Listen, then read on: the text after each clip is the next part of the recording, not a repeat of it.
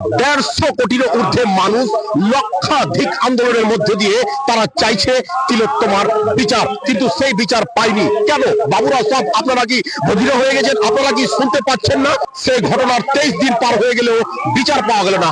এই সভা থেকে আরো একটা আওয়াজ উঠলো যে আমরা কি জন্য এই বিচারটা পেলাম না, সেই সম্পর্কে একটা প্রশ্ন করে আমি জানতে চাইবো। এই মুহূর্তে পেয়েছি কালিয়াচকের অন্যতম পরিচিত মুখ সিদ্ধার্থ শঙ্কর ঘোষ মহাশয়।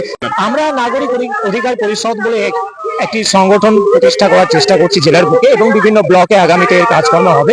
এখানে মূলত যেটা হচ্ছে যে নাগরিকেরা তাদের অধিকার নিয়ে সচেতন থাকবে এবং তাদের অধিকারের দাবি তারা যারা কর্তৃপক্ষ তাদের কাছে পেশ করবে। খুব সোজা, নামটা দেখলে বোঝা যায়। এবং আমরা একটা মৌন মিছিল এখানে করেছি এবং এখানে একটা জনসভা, সেখানে ছাত্রীরাও বলছে, সেখানে শিক্ষকেরাও বলছে, বিভিন্ন পেশা, বিভিন্ন বর্ণের এবং বিভিন্ন কর্মের লোক এখানে এসে বলছে। তারা একটাই মেসেজ দিতে চায় যে সমাজে একটা স্থিতিশীল পরিবেশ থাক, আমাদের ঘরের ছোট ছোট ছোট ছোট মেয়েরা, মায়েরা, বোনেরা তারা যাতে খুব নিরাপদে যাতায়াত করতে পারে, তারা যাতে নিরাপদে কর্মক্ষেত্রে যেতে পারে, শিক্ষা আন্দোলনে তারা যাতে নিরাপদে যেতে পারে, আর যাতে এরকম ঘটনা যাতে না ঘটে।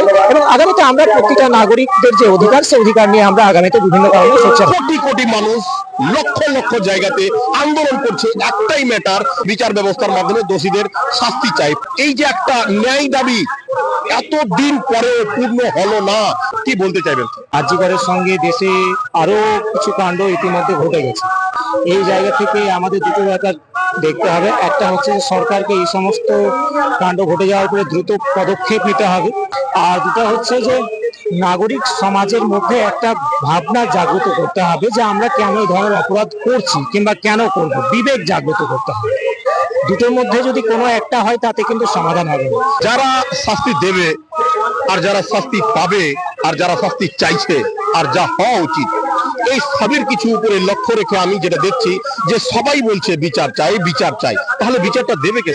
তো বিচার একটা বিচার ব্যবস্থার কাছে, রাষ্ট্রের কাছে, আর একটা হচ্ছে মানুষের বিবেকের কাছে, যারা এই কাজটা করছে তাদের বিবেকের কাছে, যা আপনারা কোথাও গিয়ে এবার থেমে যান। এরকম ধরনের নক্কারজনক ঘটনা আজ রাস্তায় নেমে যাবে, বিচার না চাই। এই পরিপ্রেক্ষিতে অ্যাটলাস্ট আপনার কি বার্তা থাকবে কালিয়াচকের বুক থেকে সারা বিশ্ব মানবের নিকট?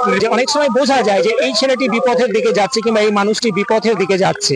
যারা বুঝতে পারে তাদেরকে একবার বলবো যে আপনারা তাকে সুপথে নিয়ে আসার চেষ্টা করুন। তাতে আমার মনে হয় খানিকটা তো মিনিমাইজ হবেই।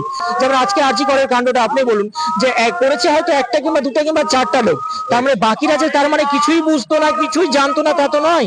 তারা তো কোথাও গিয়ে একটা ওয়ার্নিং দিতে পারতো, কোথাও গিয়ে একটা বলতে পারতো যে না, এই কাজটা করা যাবে না।